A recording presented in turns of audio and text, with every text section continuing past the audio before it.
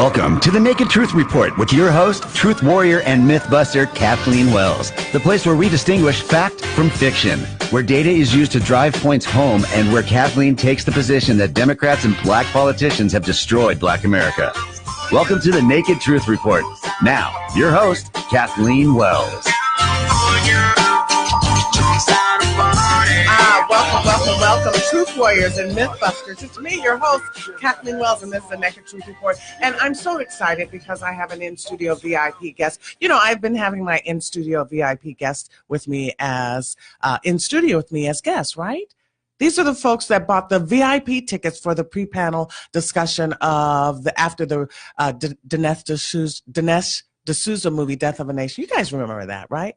I mean, I've got some great guests. I've got some great people who listen to the Naked Truth Report. I'm so surprised. But before I bring on my guest, he's here, and I'm excited that he's here, actually. But I wanted to express my disgust at what, who was it, Don Lemon and that gang over there at CNN said about what Kanye West said in his meeting with President Trump. I mean, this is absurd. This is absurd. There's something wrong with my people. I'm just being honest with you. You know, and I saw a video that a friend did on YouTube, and she's like, you know, this crabs in the barrel mentality. It's worse than that. It's negativity, you know, negativity 1,000-fold. On steroids. Yeah, it's negativity on steroids. It's just, you know, you can't even be positive. You don't even know to be positive in life. You don't even know to be grateful in life. You don't even know to be appreciative in life. This is like basic living, basic life 101. These are principles. These are principles that you get from your parents. That you're positive, that you're grateful, that you're, nothing good is going to happen for you if you're just a Debbie Downer. Negative, negative, negative. Everything is negative. You know, you can't even just wait, hold back, don't react. Just wait to see how things play out. But immediately pouncing on Kanye West with this negativity. What is wrong with people? What is wrong with my people? You have been programmed like zombies to just immediately react. Oh, Kanye's this and Kanye's that and Kanye's that. What do you know? You can't even open up a hot dog stand, and you're talking about a man who is wealthy, has a wife, has a family, in front of President Trump, owns a business. They say Kanye's a billionaire. He's talking about opening up and black people who don't even you don't have 5 decades of stores up and down Crenshaw Boulevard. Yet you've been voting 5 decades for the Democrats. You don't have families. We're down to 25% two-parent families. You can't even keep a family, and your Kanye has a family. So I don't understand my people. That negativity, you're like on drugs or something. You have been shot with something that has made you reactionary and crazy. You know, it really, really pisses me off, because if you can't say anything positive, don't say anything at all. Nobody wants to hear negativity 24/7, criticizing people, judging people you never met. How do you know he's mentally? You never met the man. You can't assess someone's mental stability over a TV screen. This is absurd. Anyway, I'm so excited to have my guest. My VIP in-studio guest is Wayne Fishback. Hi, Wayne. Hello. I'm so excited to have you here. I've calmed down. I'm excited to be here. I'm glad to have you here. And he's been involved in a dispute with his private property, which is above the hills of Santa Monica between Chatsworth and Simi Valley. I think he has 500 acres. Am I correct? Now it's about 500 acres of what I call an iconic landscape that just is not to be believed. It was a part of the old movies and TV shows that everybody knows, and those Rocky Mountains that lie right between Chatsworth and Simi. So we're talking about 500 acres, and he's been involved in a dispute with LA County and Ventura County for how long? Well, I bought the first ranch property in 2000, so it's been going on 18 years. And it has just been a fierce battle, and the way you got wound up on Kanye, the way he's treated.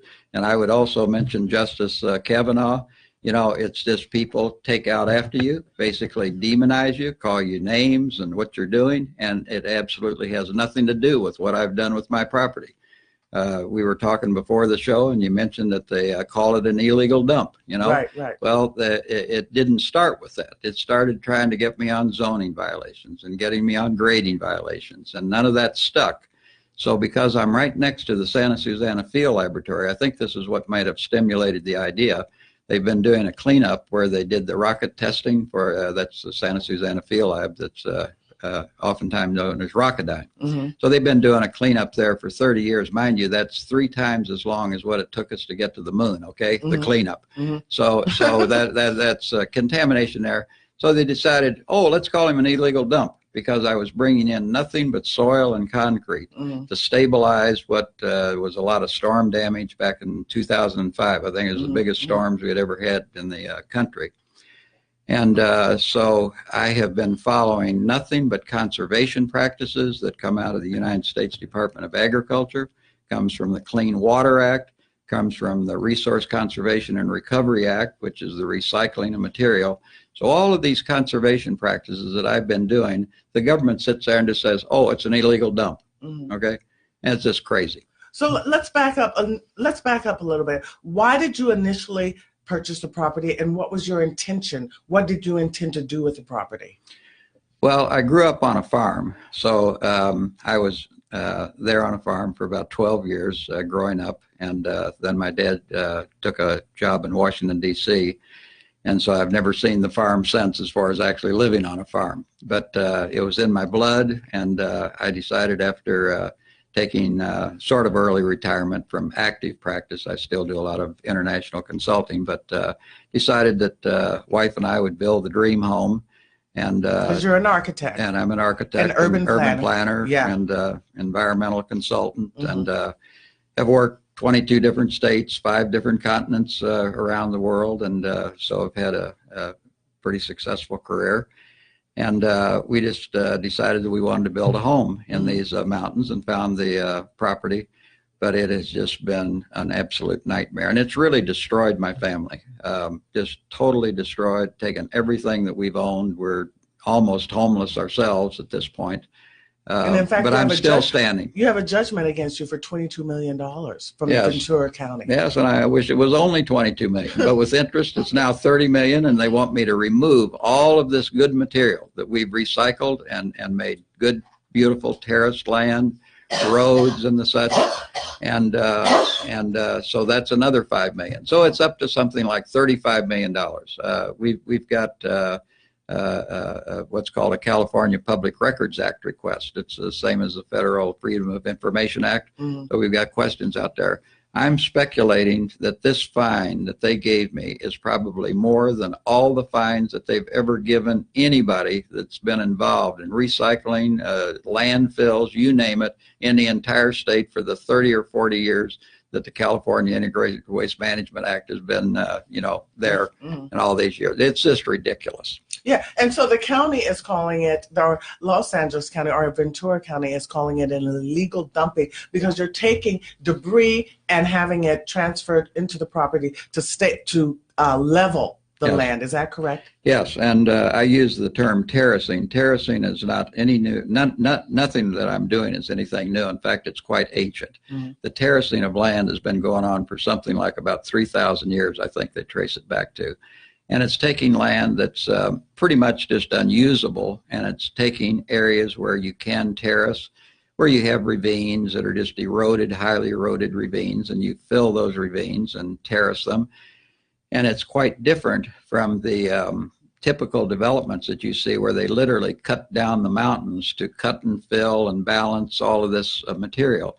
So we're bringing in these materials that the government wants. In fact, it's mandated now that these construction materials have to be recycled, which they're not. They're illegally being disposed of, mostly over in the Irwindale quarries.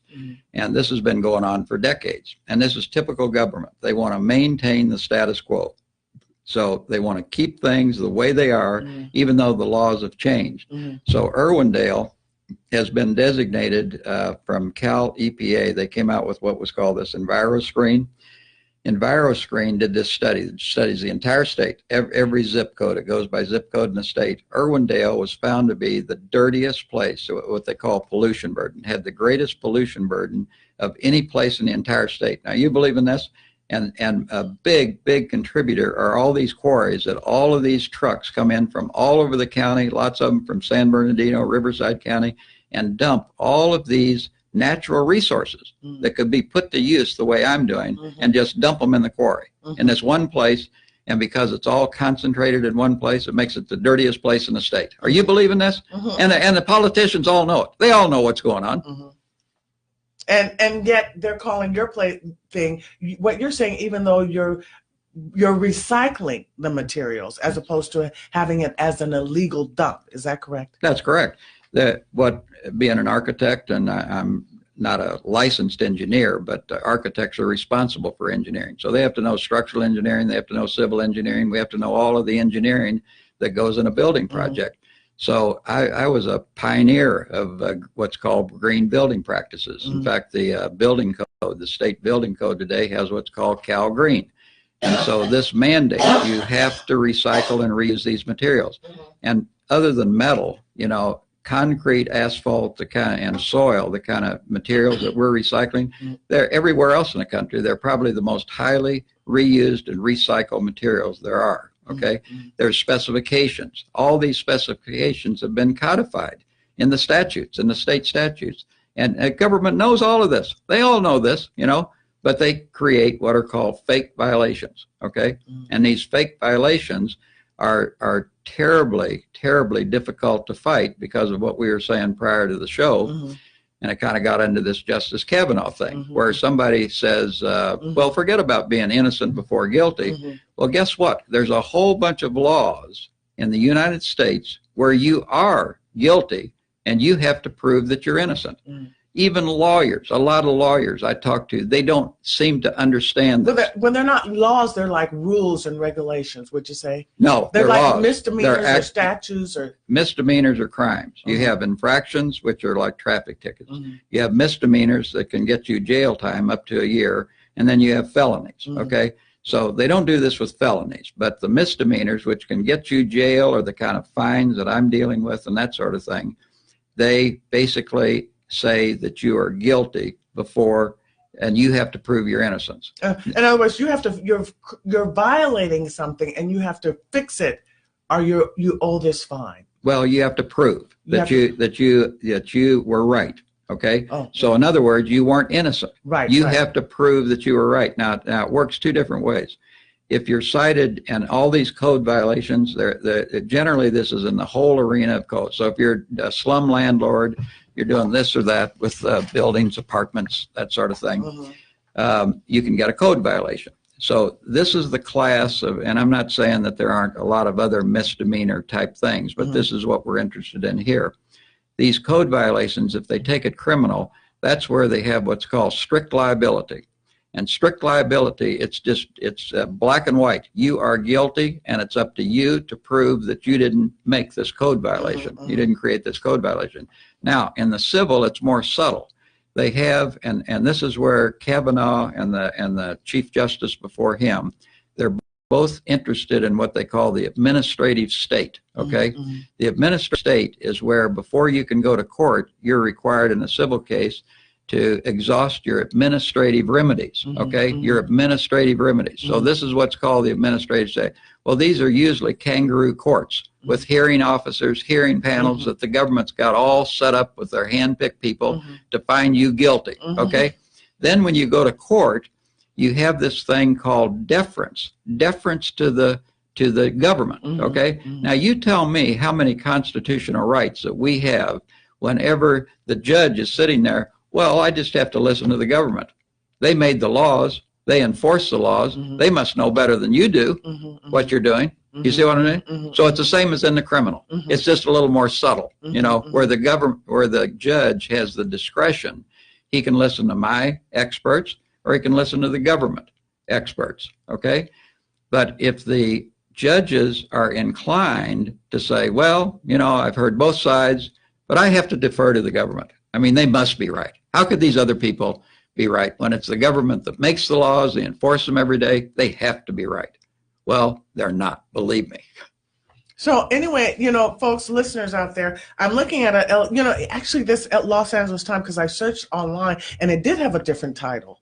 So the Los Angeles Times article, May 31st, 2018, is titled "Illegal Dump or a Genius Fix." I like the genius part better. Isn't that? I like it too. Who wouldn't like that, right? So tell us, is it a genius fix? It's a total genius fix. Explain how. It's excuse me. It's a genius fix because it is taking what are extremely complex laws and following those laws to the T. It's basically converting not only what I'm doing to maintain my land, improve my land, and that sort of thing, but I have evolved this into something where I've got jobs for the homeless. We have been introduced and have met people like Ted Hayes, who's very famous for his Dome Village, where it was a homeless village that Ted Hayes created. We've got all kinds of supporters working with us. And so we're doing things that are great for the environment. We're doing things that are great for people. We're even looking at the potential of having homeless villages out there on the ranches. And this is where I believe the great opportunity for the homeless solution to be found is out on very inexpensive land where there's jobs readily available. And there can be not only the life skills that Jim Brown, we talked about a little bit about his I Can program, the life skills, the job trainings, and then the jobs are right there, And this is not like what we're talking about, the Eisenhower military industrial complex. Well, we have the prison industrial complex, and we have the homeless industrial complex. And the homeless industrial complex is there to maintain the homeless and grow that business. I've traced the laws back to the 70s, and they probably go back before that, but there were laws for the homeless that go clear back to the early 70s, and it was tied, the first place I saw it was tied into the building code. The building code says, hey, we have to have a standard building code because that's going to reduce the cost of housing. So housing was a problem clear back in the early 70s. So the laws just are there, have been growing, but they're all the same. They're all the same, and it's not to fix the problem. It's to basically maintain the same thing that we've been doing over and over. And you know that, Einstein's definition of insanity is doing the same thing over and over and over again and expecting a different result. Right. Well, the different result is always, well, we're going to solve the homeless this time around. No, you're not, because you're doing exactly the same thing. Right. And, we've had 5 decades of liberal ideology emanating out of the U.S. Supreme Court, and it's failed. Yes. All you have to do is look at these cities, to see what's happening. We all know, I always talk about, we go down to Skid Row and we see what's happening down there. Homelessness has exacerbated in the last, I think it's grown by, I have this data point, I think it's like 76% or something like that in the last couple of years or something. It's grown dramatically. Yes. And they just keep throwing money at it and doing exactly the same thing. Right. So anyone that continues to vote Democrat, because this city has been run by liberals for decades. So the idea of Gavin Newsom having a solution to the homeless problem is absurd. Totally. What have Democrats ever solved in Los Angeles? So here's a solution to the homeless problem. You probably changed your initial intention with the property when you first bought it in 2000. Is that right? Yes. It was a very passive, just my wife and myself trying to build a beautiful home. We had money at that time. We don't have any money, so we've lost that dream. So architects are constantly looking, okay, what's the next thing that we could do with something to make something productive? And so I think that I would like to, if I can save the property and keep the property, that I don't envision ever selling the property or any of my kids or family. I would rather operate it as a park facilities, and it's a lot of different uses that we could make of it. That I think that we could help the homeless people with jobs and that sort of thing. And so I just think that there's all kinds of things that we can do with the land that are not at all building subdivisions or building dream home estates and that Right. sort of thing. And yeah, because initially that one of the articles I read, one of your neighbors said that initially you wanted develop to sell off to partition the land and sell off parcels. well, that was never the case. Yeah. The land has always been subdivided already.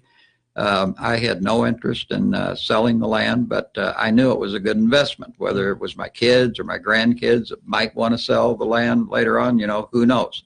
But I mean, land's there forever, and you never know what's going to come down the pike. But right now, I have a master plan that runs all the way from Malibu up to the north mountains along the San Fernando Valley, and part of this is all tied in with what's called the Rim of the Valley Trail, which surrounds this San Fernando Valley. And it ties into some very, very big historic sites like the Santa Susana Field Lab that I was mentioning earlier. I have the National Park Service historian that nominated all the parks to Congress. And he thinks this site is probably about the fourth most important site to the space program in the whole United States. Well, why isn't it part of the park system? Well, because the government hid it from him, because of the pollution that was on the site. But they've got two great test stands out there on that site that just cannot be destroyed and destructed. But that's the government's intent. But I've convinced the Chumash Indians to take over the NASA site there. And I really believe that they have in their hearts that they want to save those test stands, because it's an incredible story. About a few hundred feet from these test stands is a Chumash cave painting. And I didn't know what the cave paintings, the pictographs or whatever, it's a little bit different term than pictograph. But anyway, it's symbols and that sort of thing. So after a couple of years of knowing about the cave, I was talking to one of the Chumash Indians that I know. And he says, that's all about the heavens. That's the heavens. Now here's Indians 1,000 years ago when the cave was painted. 1,000 years ago, painting the heavens, okay? And now 1,000 years later, this is where these test stands are built that tested all the rockets that took us to the moon. Now, is this a story or what? That's a story. We're going to come back. We're going to listen to our Ronnie C. Wright Minute, and we're going to listen to my Ronnie C. Wright Minute, and then we're going to take a break, and then we'll come back. And are you open to taking phone calls? Oh, sure. So if you're interested, we're talking to my in-studio VIP guest, Wayne Fishback, and he's talking about his property, 500 acres above Chatsworth Mountains. Is that right? Above in the Santa Monica Mountains, above Chatsworth and Simi Valley. Yeah, 500 acres, and he has a solution for the homeless, folks. He has a solution for the homeless. You bet. We're going to come right back. We're going to listen to Ronnie C. Wright, and we'll be right back. This is the Ronnie C. Wright Minute. Thought-provoking political commentary brought to you by PromptJet, PromptJet.com. This week's Timeless Message Award for faith, freedom, focus, family, fitness, and finance goes to Justice Clarence Thomas, who demonstrated peace in the face of a political hurricane filled with false accusations and arrows.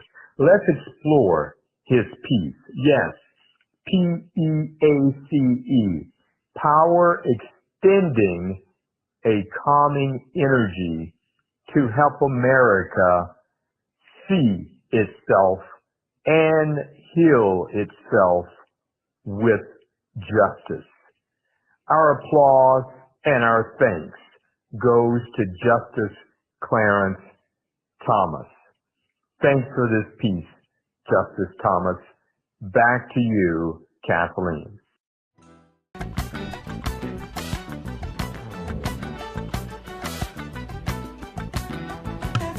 Welcome back to the Naked Truth Report with my in-studio VIP guest, Wayne Fishback. And we're talking about his property above the, what is it? It's not Cheviot Hills, it's above what? Chatsworth and Simi Valley. Above Chatsworth and Simi Valley. Oh, wait. And you know what I wanted to ask you? Oh, I want to thank Ronnie C. Wright for that minute. I want to thank him for that minute. The other question I want to ask you, do you think it's like eminent domain? Is it a taking? That's the Fifth Amendment. Do you think the county or the city is trying to take your property? I only wish I could be that lucky. It has nothing to do with eminent domain. It has to do with stealing your property. And I mean that, literally stealing your property. The government can make these fake violations, and at the end of the day, just because they have a bottomless pit of money, can put you in a position where you just can't fight anymore, and that's just about where I'm at. So there's been many instances of this. I'm not the only one, but the only thing that I can stand here and say that I'm proud of is that I'm still standing, and that's after 18 years of this.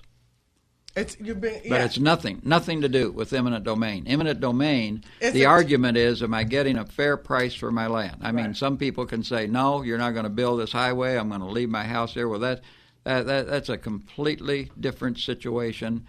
And I know on Fox News they had this series on Fox and Friends in the morning. Every week they'd have a new eminent domain case. And I just listen to these cases. I say, oh, my God, if I was only so lucky, No, this has nothing to do with it. This has to do with government flat out stealing people's property, creating these fake violations. Fake violations. So this is why the American people are grateful for Trump, because he is non-establishment. He's not a part of the establishment. We've had politicians in office for decades, and they've accomplished and solved nothing. They've solved no problems. It's just problems on top of problems on top of problems. Well, you see, they want to maintain the status quo. Yeah. The status quo, it's all set up. It's working. So it's just like what I was saying earlier, the prison industrial complex, the homeless industrial complex, the medical. That's my field. I've been in the medical for almost 45 years, something like that. Started in the late 60s, just right when Medicare was coming about. And we have the most corrupt, worst medical system in the world. Our politicians all puff up their chests and say, oh, we've got the greatest healthcare system in the world. From a value standpoint, it is the worst. The money that we spend on healthcare for the results, are the worst, Sure. We have Mayo Clinic, which my firm did the original Mayo Clinic, did many of their jobs in Jacksonville and Scottsdale, Arizona, and many, many of the most prestigious medical hospitals around the United States. So these are the finest institutions in the world. But that's like a fraction of 1% of the medical care system, Mm-hmm. The system itself is totally broken, totally corrupt, because of the cost and what you get for that money. So it's the same with all of these other things. These things are all set up, and they're working to the advantage primarily of government, and number two, of whoever the current players are in there that are taking care of the homeless, taking care of the medical problems, taking care of the prison problems. And in my case, my battle is with the waste companies. The waste companies, the waste managements of the world. Vulcan Materials, they're another group that owns these quarries, So they've got this all set up, where they're basically making the big donations to the politicians. And so somebody comes along with a new, original idea. The first thing the government wants to do is slam down that fist and stop it. They don't want anything innovative. They want it to remain exactly the way it is, the same. Okay, how do you feel about taking phone calls, Wayne? Sounds good. Bring them on. Okay, why don't we take a call from Renell in Los Angeles? Hi, Renell.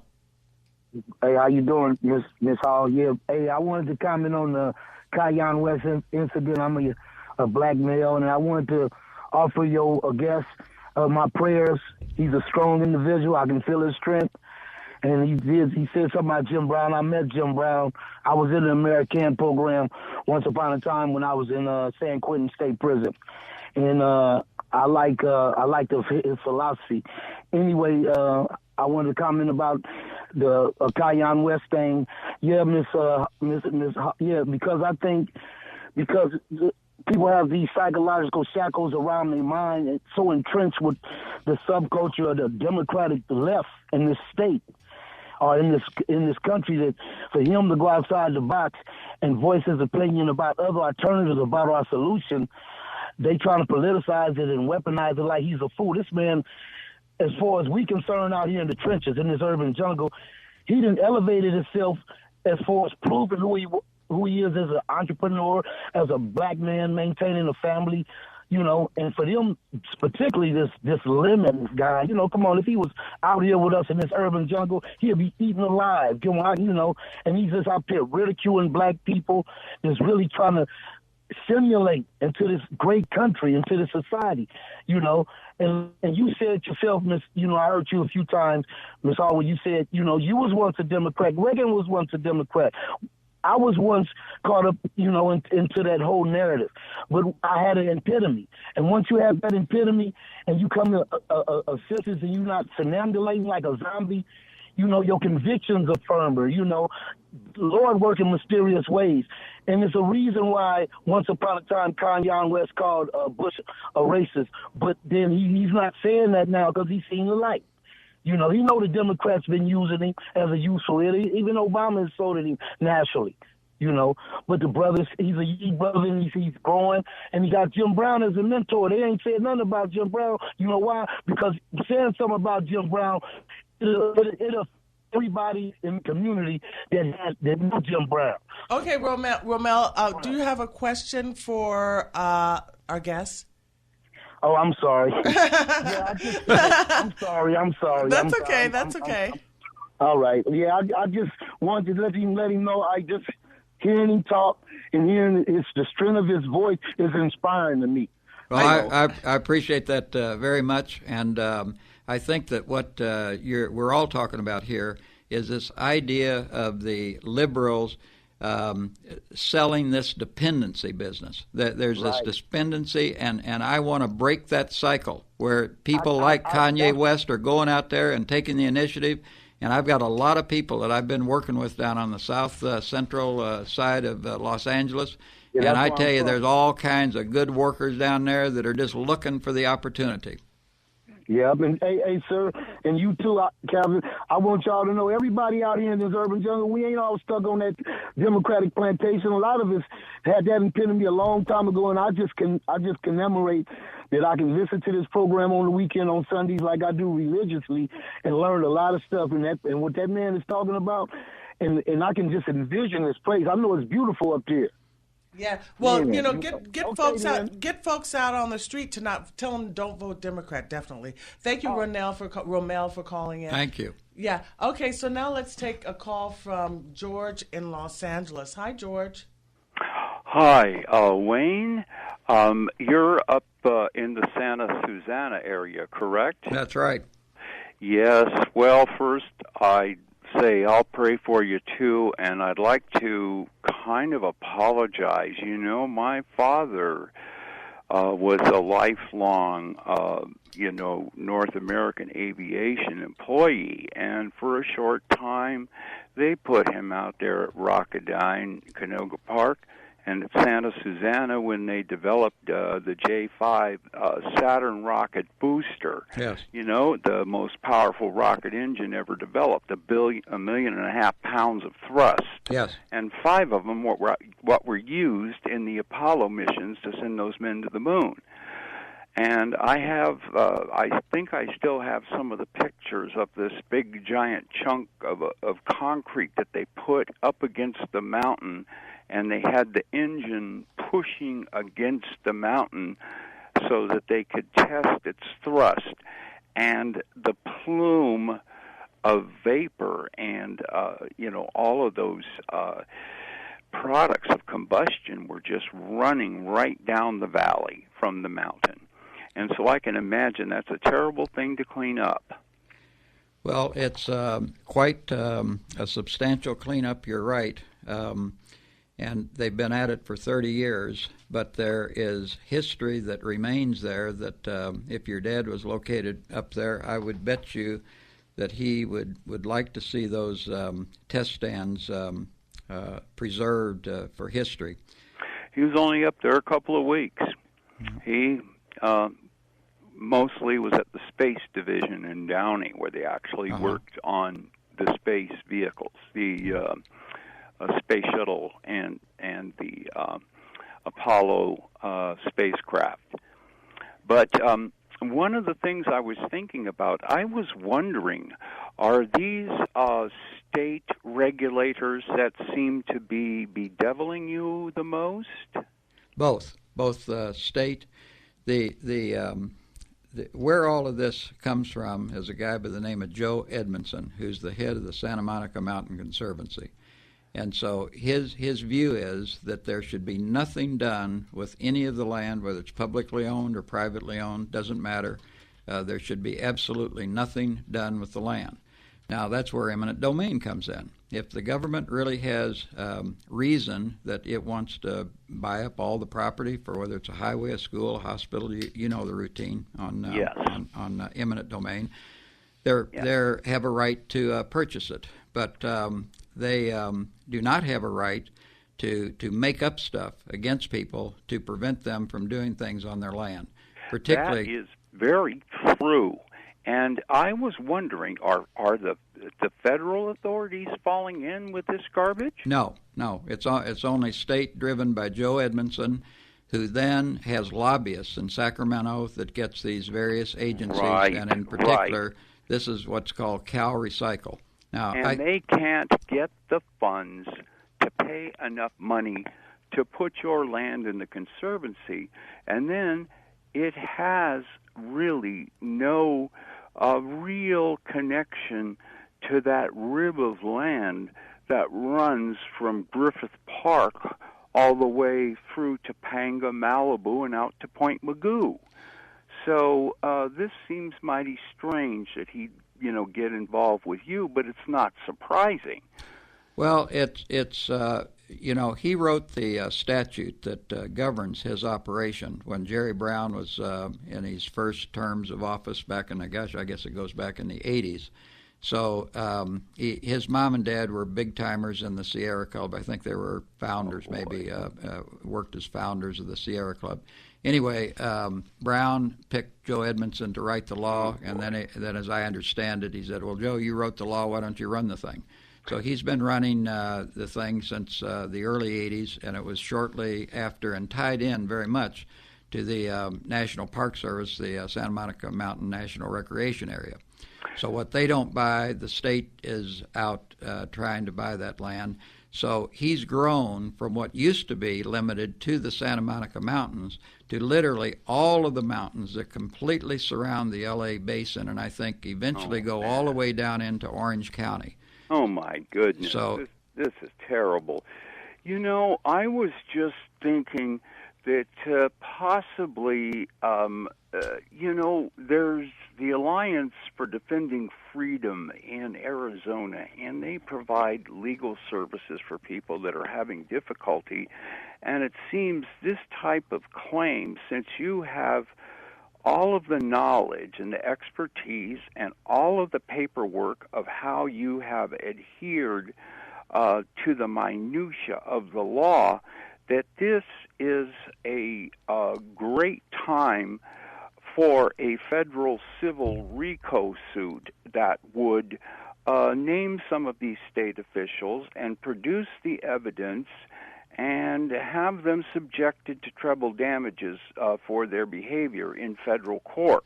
Well, that's exactly where we have just gone to, which I should have done probably about, and I've been in litigation with Ventura County starting clear back within a year of when I bought the land. But this business about using the conservation practices, which they claim is this illegal dumping, started in 2005. So it's about 12 to 13 years old. And I've always been in Superior Court, but I don't trust the Superior Court at all. So I should have been in federal. I should have been in federal court from day one, which is where I've just filed a suit about 30 days ago. But if I could get a hearing out in Washington D.C. with the right people, that I should be able to go to the Justice Department and have a U.S. attorney look at what's going on out in this situation.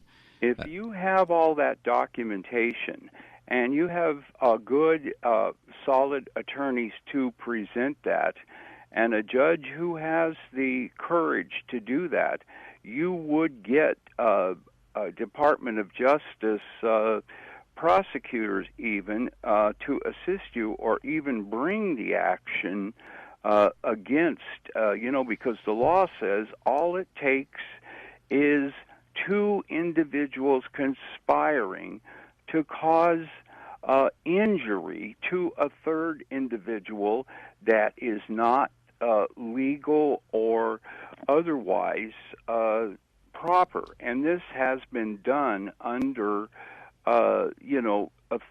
authority of law. And you have met that. And with this deference thing, this is kind of a little trick to suck your money dry in the Superior Court while they just get to keep on going and say whatever they want to say. That's right. And pretty soon they're going to tell us that the sun really is flat.